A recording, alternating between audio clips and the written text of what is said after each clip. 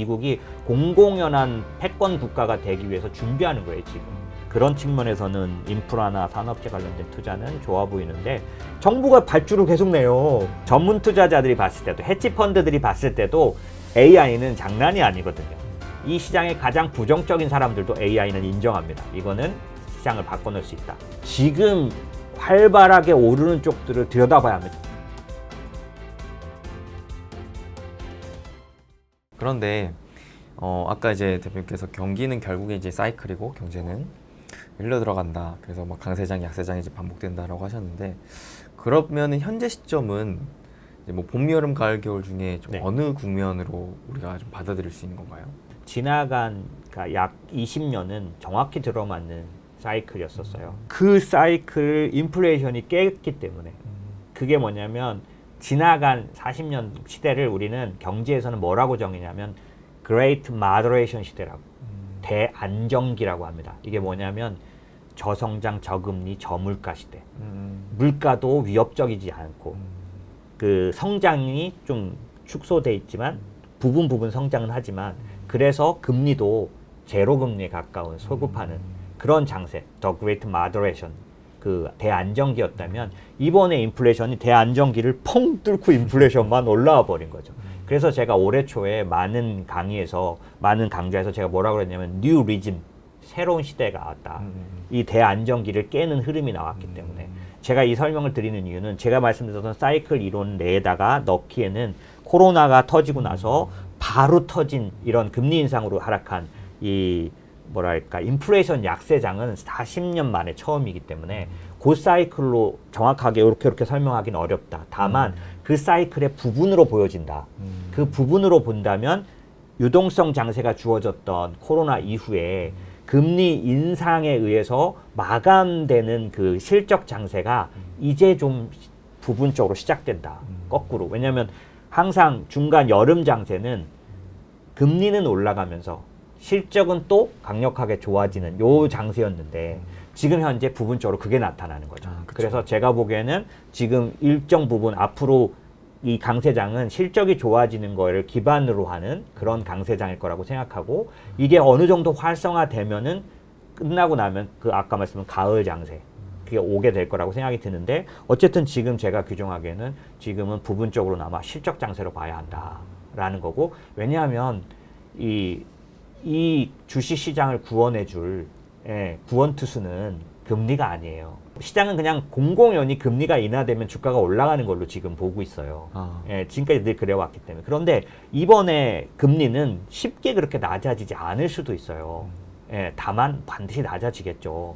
그런데 내년 내내 상당 부분 아주 생각한 만큼 몇 번에 걸쳐서 내려가지 않더라도 시장을 구원할 구원투수는 저는 기업 실적이라고 보고 있습니다. 그래서 저는 아까 말씀드린 것처럼 이 부분적으로 실적 장세로 보는 게 맞다. 부분적이에요. 왜냐하면 아까 말씀드린 순환 침체이기 때문에 아직도 나머지의 침체가 남아 있어요. 어느 건 침체에 들어가고 어느 건 이미 침체에 들어갔기 때문에 확장에 들어가 있거든요.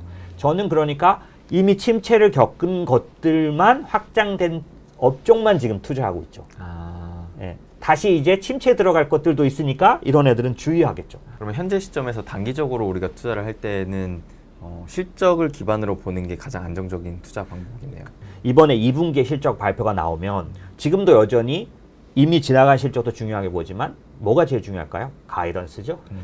이게 가이던스라는 게 뭐냐면 이번에 100을 냈어? 이번 다음 분기엔 120을 할 것 같아. 이거거든요. 결국 실적을 보는 겁니다. 이게 가장 중요하죠. AI, 인공지능 했을 때 지금 막 빅텍이 올랐을 때 그거는 실적을 보고 한 거니? 아니요. 지금 확인하고 있죠. 지금 막 마이크로소프트, 메타 막 확인했는데 만약에 뻥카로 나오잖아요. 장 무너집니다. 부분적으로는 침체, 부분적으로는 이제 좀 화랑이 나오는 국면이기 때문에 더더욱이 지금의 장세에서는 좀 종목 차별화 장세가 심해지고 있는 것 같거든요. 네, 그렇죠. 네, 근데 사실 이런 부분을 앞서서 얘기를 안 하셨던 건 또 아니었잖아요. 네, 그렇죠. 근데 아직까지도 이런 흐름이 이어지고 있는데 그래서 많은 분들께서 고민이 내가 가지고 있는 종목은 자꾸 떨어지는데 쟤네들은 자꾸 오르니까 이걸 지금이라도 좀 팔고 저거를 따라 사야 되나? 자꾸 오르는 종목을 내가 투자를 해야 되나? 아니면은 그래도 주식시장은 순환매가 도니까 그래도 많이 빠진 종목을 계속 가지고 있거나 오히려 시선을 좀 밑으로 두는 게 맞나? 이런 고민을 계속 하시는 것 같거든요. 네. 이에 대한 혹시 조언을 주신다면요. 사이클이나 이런 것들을 오랫동안 지켜봤을 때 약세장에서 작년도는 전형적인 약세장이었습니다. 286일간 정도였고요. 미국 시장 기준으로 봤을 때 약세장 모든 기준을 충족합니다.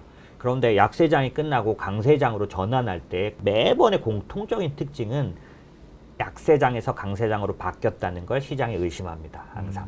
그렇기 때문에 시장이 의심을 할 때 나타나는 시장의 공통적인 현상은 부동자금화돼 있어요. 주식의 비중은 제일 낮아져 있고요. 자금들은 대부분 MMF 같은 데 들어가 있습니다. 미국도 지금 전형적인 그런 현상을 갖고 있어요. 그러다 보니까 시장을 의심하기 때문에 아직까지도 시장에서 돈이 혹시라도 그래도 올라가는 게 있어서 돈이 시장으로 들어갈 때 항상 어떤 모습을 보이냐면 확실한 거에만 들어갑니다. 확실한 거에만 들어가니까 어떤 특징이 있냐면 매그니피센트 7만 오르는 겁니다. 무슨 말이냐면 걔들은 확실해 보이는 거죠. 전문 투자자들이 봤을 때도 헤지펀드들이 봤을 때도 AI는 장난이 아니거든요. 이 시장의 가장 부정적인 사람들도 AI는 인정합니다. 이거는 시장을 바꿔놓을 수 있다. 그럴 정도니까 당연히 전문가들은 다 보이죠. 그랬을 때 그렇지만 아직 침체가 올 것 같은 거예요. 그러니까 확실한 7종목을 사는 현상이 나타났잖아요. 빅텍 7개, 매그니피센트라고 해가지고 했잖아요. 그런 것처럼 이게 한 번만 그랬냐? 아니요. 금융위기 끝나고 나서 2009년부터 2011년, 12년까지도 한국도 똑같이 뭐요? 차화정만 올랐어요. 8종목이 3년간을 풍미했습니다. 차화정. 그러니까 제가 말하고 싶은 건 이거예요. 사람들이 납득할 때까지는 이 에너지가 확산되는 게 쉽게 안 나타나요. 하지만 이게 약세장에서 강세장으로 들어갈 때는 매번 나타났다는 사실. 그래서 저는 이 어떤 편중된 상승은 일정 부분 계속될 거라고 봅니다. 다만 지금처럼 7종목이 아니라 나스닥의 빅텍만이 아니라 아시겠지만 지나간 한 달은 상당히 종목 확산이 일어난 편이에요. 정말 시장의 전문가들이 말하는 것처럼 확산되지 않으면 어느 정도라도 확산되지 않으면 시장 끝이 옵니다. 그걸로는 갈 수 없는 거죠. 근데 지금은 어떠냐면 이렇게 말씀드릴 수 있어요. 기술주는 그대로 있으면서 다른 쪽들이 오르고 있어요. 지금 활발하게 오르는 쪽들을 들여다봐야 합니다. 제조업의 몇몇 업종이 바닥을 치고 이제 실적이 좋아지는 게 분명해졌기 때문에 인공지능이 대표적인 업종이에요. 근데 빅텍이 왜 그렇게 눈에 띄게 확실해 보였냐면 감원했기 때문에 비용이 줄어들 게 눈에 보였잖아요. 전문가들은 그런 걸 봅니다. 요번 실적은 눈 감고 봐도 좋아요. 좋아할 거라고 믿었어요. 왜? 많이 줄였기 때문에 실적은 좋을 수밖에 없는 거예요. 근데 빅텍의 감원은 언제 시작됐어요? 작년도 9월, 10월, 11월, 12월에 시작됐단 말이에요. 우리는 알고 있었어요. 그랬기 때문에 확실하게 실적 좋을 거고 그 다음에 인공지능에서 이게 수익을 낼 거니까 이게 확실해 보였던 거잖아요. 근데 이것 말고도 눈에 보이지 않지만 이미 작년 10월, 11월, 12월에 바닥을 친 업종들이 몇 개 있어요. 미국 업종들을 보면.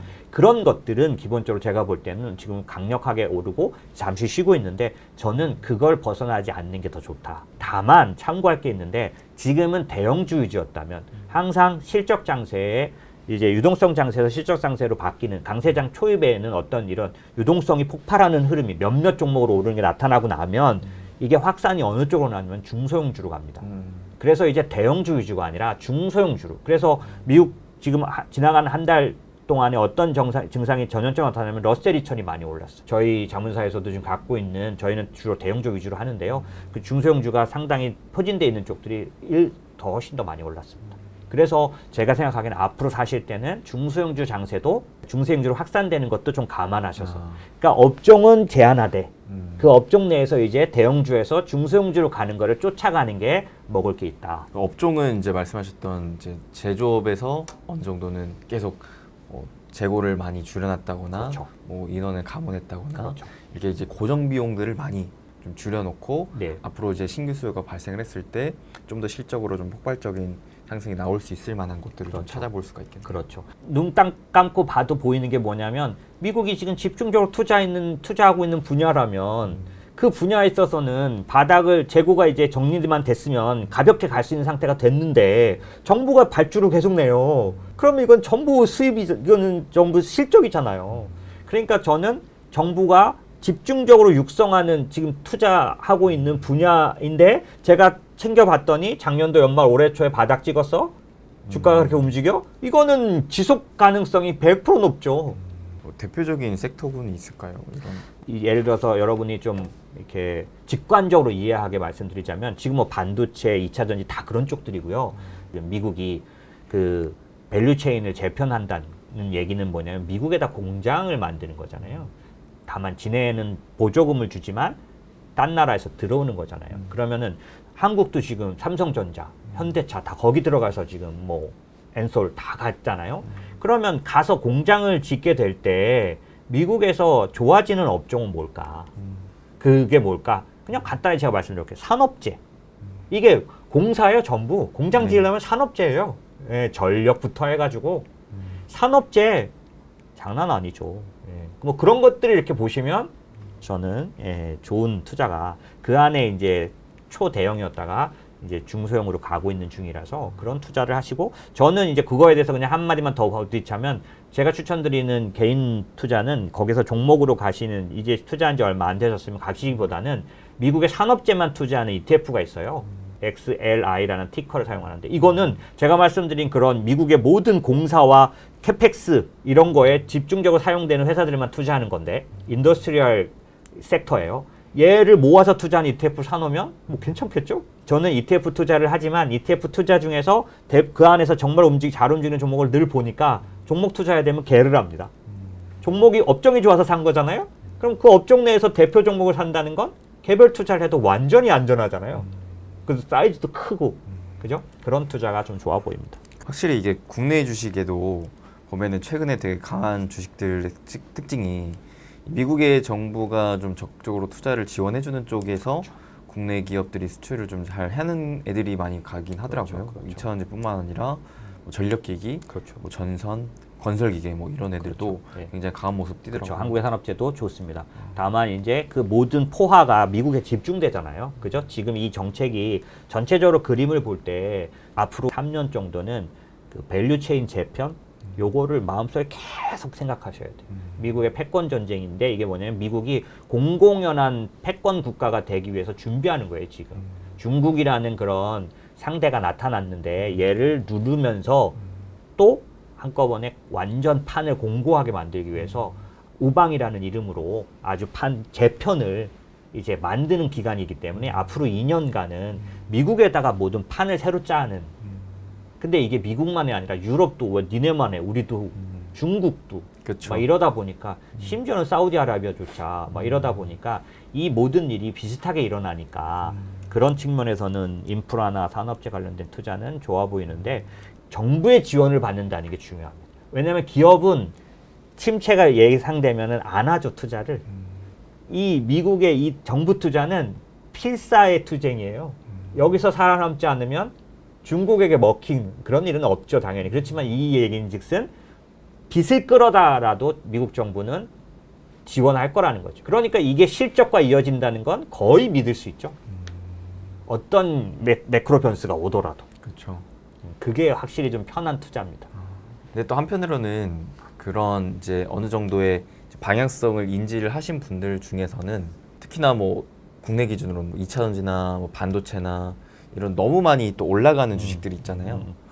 아, 이게 뭐 뭔가 앞으로 더 갈 것 같긴 한데 지금 너무 막 단기적으로 오른 게 아닌가라고 하면서 계속 이도저도 투자를 좀 못 하시는 분들도 계시더라고요. 그럴 수 있으시죠. 사실 2차전지가 이렇게 먼저 반영이 돼서 올랐다가 조정을 했다가 다시 또 올라가 뭐 이런 것들이 있고 양상은 조금 달랐죠. 전에는 광범위하게 올랐다면 이번에 좀 종목을 좁혀서 올라가고 뭐 이런 모습들이 있는데 사실 이런 것들을 투자할 때 그 흐름을 그대로 따라줘야 합니다. 그게 무슨 말이냐면 초반에 남들도 다 모를 때 제가 반도체를 먼저 투자한다면 이때는 광범위한 반도체 주식에다 투자하는 ETF가 제일 좋은 투자예요. 그런데 이게 한번 시세를 분출하고 반도체는 그렇지 않습니다. 반도체는 많이 올랐지만 사실은 아주 이렇게 위험천만한 정도의 에너지 분출은 아니었어요. 2차 전지는 워낙 폭도 좁다 보니 2차 전지 처음엔 2차 전지 ETF를 투자한 게 맞았고요. 광범위하게 투자한. 그러나 첫 번째 손 왔을 때는 제가 어떻게 전환했냐면 액티브로 전환했습니다. ETF인데 액티브 ETF가 있어요. 전문가들이 그 종목 중에서 좀 축소하는 그런 투자를 해서 따라갔고 그게 어떻게 또 말할 수 있냐면 반도체 메인인 삼성전자를 투자하는 때가 있고 소부장을 투자한 때가 있다. 뭐 이런 것처럼 이런 시기가 오는데 소부장은 항상 1년 정도 뒤에 와요. 시즌이. 근데 한국은 어떻다면 특징이 좀 테마 장세가 강하니까 그걸 막 땡겨와서 오르거든요. 막 집중적으로 오르거든요. 개인 장세가 워낙 좀 심하기 때문에. 그런 면에서 보면 제가 지금 말씀드린 것처럼 그렇게 쫓아가줘야 합니다. 그러니까 장기적으로 가져갈 것도 그냥 딱 사서 마음 편하게 ETF 업종 딱 사놓고 계속 가져가는 거 오케이. 저 추천. 그런데 그거보다 지루해가지고 또 팔고 뭐 이렇게 되니까 그럴 것 같으면 조금 더 투자를 경험해 보셨고 지식이 있으셔서 자기가 어느 정도 따라갈 수 있는 분이라면 제가 아까 말씀드린 광범위한 업종에 투자하는 그거 어떤 거냐면 ETF는 동일 가중 비중이라는 게 있어요. 그래서 4% 이상 못 높이기 때문에 여러 종목을 투자하는. 근데 이게 점점점 좁아져서 점점 더 좁혀놓은 그런 업종 투자들이 있거든요. 그런 쪽으로 시간이 가면 따라가시는 그런 방법을. 요즘은 미국이나 한국이나 액티브라는 이름이 붙은 ETF가 많이 나왔습니다.